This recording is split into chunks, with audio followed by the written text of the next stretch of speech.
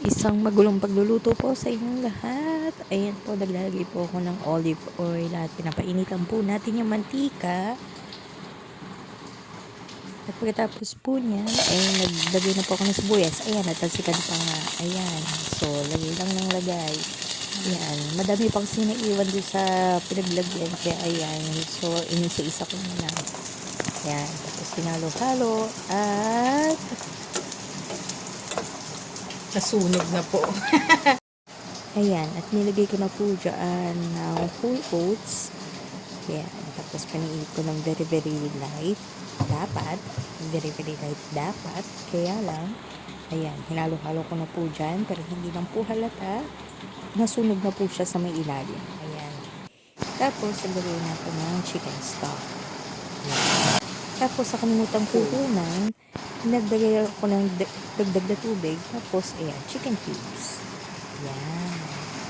Tapos, hinalo-halo ko pa ulit. Ayan. Halo pa. Haluin mo pa. Halo pa. Ayan. Huwag mong tigilan. Ayan. Very good. Tapos, pagkatapos ko maghalo, ayan, pakulumo ko muna, nilalagay ko na yung chicken. Ayan. Hinulog ko na. Ang tagal. Sobrang tagal. Ayan. So, yun. Kinat ko na at hinulog ko na siya dyan sa may saucepan at hinuloy ko na ang paghahalo. Tapos, hindi ko na natunan, pero naglagay pa ako ng paminta dyan. Ayan. Ayan. Kita niyo mga itim-itim na yan. Paminta yan. Okay, madala.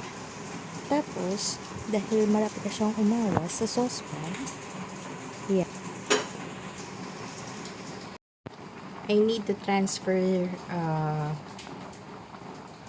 to another pot because the saucepan is not enough for my oatmeal porridge.